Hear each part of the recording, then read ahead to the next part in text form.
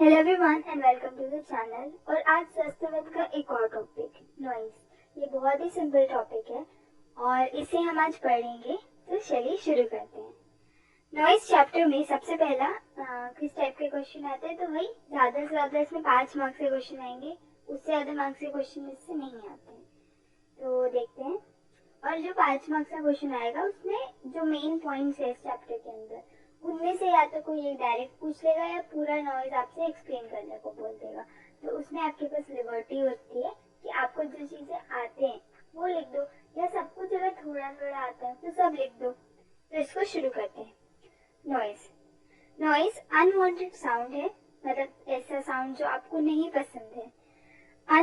Wrong sound in wrong place in wrong time. ये एक अच्छा डेफिनेशन है नॉइज का, क्योंकि ऐसा बोला जाता है कि one man sound may be another man noise.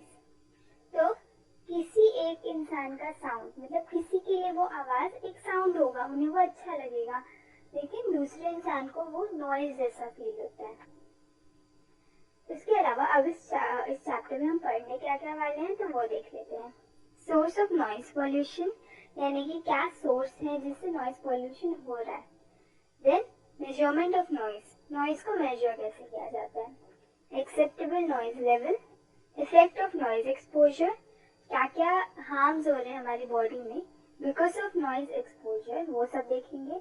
और फाइनली उसको प्रिवेंट कैसे करना है, prevention and control of noise pollution. Starting with the source of noise pollution. तो what are the sources. Generally भी हमको पता है कि मोस्टली ऑटोमोबाइल्स, फैक्ट्रीज, घर से भी कई बार बहुत नॉइज प्रोड्यूस होता है, रेलवे वगैरह, यहाँ पे नॉइज प्रोडक्शन बहुत ज्यादा है। तो उनको देखते हैं। पहला है ऑटोमोबाइल, फैक्ट्री, इंडस्ट्री एक्सेट्रा। दूसरा है railway junction, traffic, bus terminal और एयरपोर्ट। तीसरा recreational noise of loud speaker with full volume. And fourth है डोमेस्टिक नॉइज। डोमेस्टिक नॉइज में अपने टीवी आ गया, रेडियो आ गया, इन सब के नॉइज आ सकते हैं। Now measurement of noise. तो जो मेजरमेंट है नॉइज का, वो या तो उसके लाउडनेस या फिर इंटेंसिटी पे किया जाता है, या फिर उसकी फ्रीक्वेंसी से किया जाता है। अभी जैसे फ्रीक्वेंसी तो हम सबने पढ़ी है। फ्रीक्वेंसी को हम बोल सकते हैं कि 20 से 2000 हर्ट्ज तक का जो फ्रीक्वेंसी है वो ह्यूमन ईयर सुन सकता है। अभी एक डेसिबल करके यूनिट आता है, तो डेसिबल यूनिट जो है उससे नॉइज के लेवल को मापा जा रहा है। तो उस लेवल से एक पूरी लिस्ट होती है हमारे पास कि कौन सा किस जगह पे कितनी नॉइज होनी चाहिए, इससे ज्यादा डेसिबल में यहाँ पे नॉइज नहीं आनी चाहिए। तो ये एक चीज थी। अभी आगे देखते हैं। Effect of noise exposure. Noise exposure के क्या इफेक्ट है। तो सबसे पहला ऑडिटरी, या फिर दूसरा होता है non auditory effect. Auditory effect direct आपके कानों से रिलेटेड है। तो अगर बहुत ज्यादा नॉइज में आप रह रहे हो, आपने देखा होगा अगर आप वॉल्यूम अपने फोन की बहुत ज्यादा करते हो तो एक मैसेज आता है that it will damage your year, right. तो ये मैसेज क्यों है, बिकॉज नाउ अब जब आप इसे बहुत ज्यादा लेवल पे बढ़ा दिया है साउंड को, तो वो एक नॉइज बन चुका है और इसका इफेक्ट होगा ऑडिटरी इफेक्ट के अंदर। तो ऑडिटरी इफेक्ट दो टाइप के होते हैं, क्वांटिफाइबल, नॉन क्वांटिफाइबल। क्वांटिफाइबल के अंदर थ्रेशोल्ड शिफ्ट। थ्रेशोल्ड शिफ्ट यानी कि ऐसा नहीं होता अचानक से कि एक लेवल पे आप बात कर रहे हो तो सामने वाला वो सुन ही नहीं पा रहा है, he is asking you to speak more louder, क्योंकि उसकी जो मिनिमम वॉइस को सुनने की शक्ति है वो बढ़ चुकी है, मतलब वो आपकी आवाज को सुन के उसको नहीं समझ पा रहा, आपको लाउडर बोलना पड़ेगा ताकि वो समझे। तो दिस इज थ्रेशोल्ड शिफ्ट। दूसरा है ऑडिटरी फटीग। ऑडिटरी फटीग में यहाँ पे कानों में व्हिस्लिंग या फिर बजिंग जैसी नॉइज आने लगती है। डेफनेस। डेफनेस यहाँ पे टेम्परेरी या परमानेंट दोनों टाइप से हो सकता है, डिपेंडिंग कि कितने देर तक ये एक्सपोजर हुआ है। फिर नॉन क्वांटिफाइबल देखेंगे तो टिनेटस और वर्टिगो, ये दो चीजें देखने को मिलती है। वर्टिगो समथिंग हमारे कानों से रिलेटेड है, when you wake up and आप बैलेंस नहीं बना पा रहे हो, दैट इज वर्टिगो। अचानक से उठते हैं और फिर लैक ऑफ बैलेंस हो जाता है, दैट इज वर्टिगो ओनली। फिर non auditory effect. Non auditory effect यानी ये आपके कानों से रिलेटेड नहीं है, मतलब ये जो इफेक्ट्स होंगे आपके बाकी बॉडी पार्ट्स में हो रहे हैं, माइंड पे मोस्टली। तो interference with speech communication, annoyance, decreased efficiency in work, lack of concentration, physiological change, increased sweating, headache, etc. Now, prevention and control of noise. ये हो गए इसके effects. Now, how do we control it? The prevention and control of noise pollution. ये सबसे important है कि noise pollution तो inevitable type की चीज है, कहीं ना कहीं से तो noise प्रोड्यूस होगा ही होगा. अभी आप उससे कैसे खुद को प्रिवेंट करो, या फिर गवर्नमेंट ऐसे क्या चीजें कर सकती है जिससे नॉइज प्रिवेंशन हो, तो वो देखते हैं. पहला है केयरफुल प्लानिंग ऑफ सिटीज.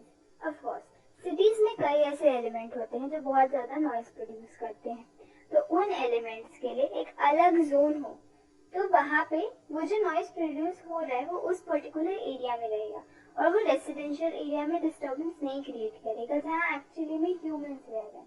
तो ये एक चीज है कि division of city into zone with separation of area concerning with industry and transport.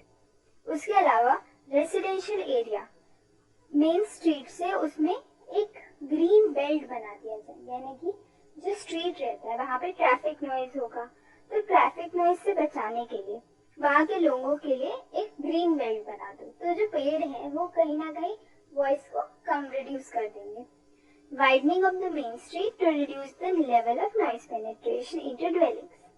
Simple सी बात है, ट्रैफिक से ज्यादा नॉइज होता है ना, और अगर स्ट्रीट वाइडन हो रहे हैं तो जो ट्रैफिक है वो रिड्यूस होगा. ये था हमारा केयरफुल प्लानिंग ऑफ सिटीज. दूसरा पॉइंट है कंट्रोल ऑफ व्हीकल. व्हीकल में अगर कंट्रोल हो तो एक तो हैवी व्हीकल जो होते हैं वो बहुत नॉइज बनाते हैं, तो उनको लिमिट करना होगा. दूसरा vehicular traffic on residential area को रिड्यूस करना है, और जो इनडिस्क्रिमिनेट ब्लोइंग ऑफ हॉर्न है उसे भी रिड्यूस करना है. तो तीन चीजें हैं, एक बड़े हैवी व्हीकल्स को नहीं आने देना है, उनको कम करना. दूसरा जो बहुत ज्यादा ट्रैफिक हो रहा है रेसिडेंशियल एरिया में उसको रिड्यूस करना, और इनडिस्क्रिमिनेट ब्लोइंग ऑफ हॉर्न को कम करना. नेक्स्ट है improve acoustic insulation of building. एक बिल्डिंग में अलग अलग टाइप के लोग रहते हैं, है ना, अलग अलग फ्लैट्स होते हैं, तो वहां पे उसे ऐसा बनाना कि एक के घर की आवाज दूसरे के घर में उतनी भी जाके डिस्टर्बेंस ना क्रिएट करे. तो इसके लिए कंस्ट्रक्शन ऑफ डिटैच बिल्डिंग को प्रमोट करना चाहिए, और इंस्टॉलेशन जो नॉइज को प्रोड्यूस करे उसे प्रोहिबिट करना है. Finally industries and railway. Of course ये बहुत साउंड क्रिएट होता है कई इंडस्ट्रीज में, रेलवे में तो होता ही है. तो ऐसे इंस्टॉलेशन को आउटसाइड में रखना है, outside of the residential area. कोई भी रेलवे के पास एकदम पास में घर नहीं चाहता क्योंकि वहाँ बहुत आवाज आएगी, ना ही कोई फैक्ट्रीज या इंडस्ट्रीज के पास घर चाहता है. So that is a point. Protective green belt बनाना चाहिए इनके बीच में, अगर रेसिडेंशियल एरिया पास में है तो वहाँ एक प्रोटेक्टिव ग्रीन बेल्ट होना ही चाहिए. Now finally, protection of exposed person. एक पर्सन जिसे इंडस्ट्री में काम करना है, जिसे उस फैक्ट्री में काम करना है, उसे क्या करें, उसको तो वहां जाना ही पड़ेगा उस नॉइजी एरिया में. तो ऐसे लोगों के लिए वहां पे प्रोटेक्शन एक तरीके से ऐसे लोगों की कानों को प्रोटेक्ट करना इज मस्ट. उन्हें जो हेडफोन्स आते हैं वो सब लगाने चाहिए.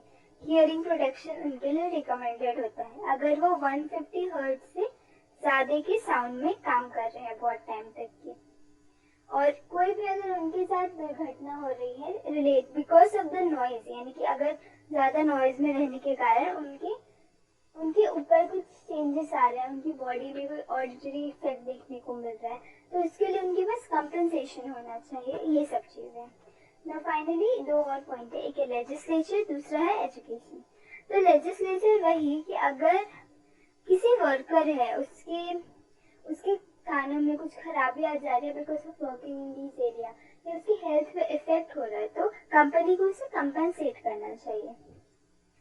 देन एजुकेशन वगैरह में है कि एजुकेट करना चाहिए बिकॉज नॉइज प्रोड्यूस कहीं ना कहीं जो डोमेस्टिक नॉइज प्रोड्यूस हो रहा है वो हम ही कर रहे हैं, है ना. लाउड स्पीकर पे म्यूजिक लगाना, गलत टाइम पे गलत साउंड, यही था नॉइज का डेफिनेशन. तो इन सब चीज़ों के बारे में लोगों को एजुकेट करना, एक कम्युनिटी में अवेयरनेस क्रिएट करना इज मस्ट। और ये आखिरी पॉइंट था प्रिवेंशन एंड कंट्रोल में, और यहाँ ये चैप्टर खत्म होता है। Hope you like the video, please subscribe the channel.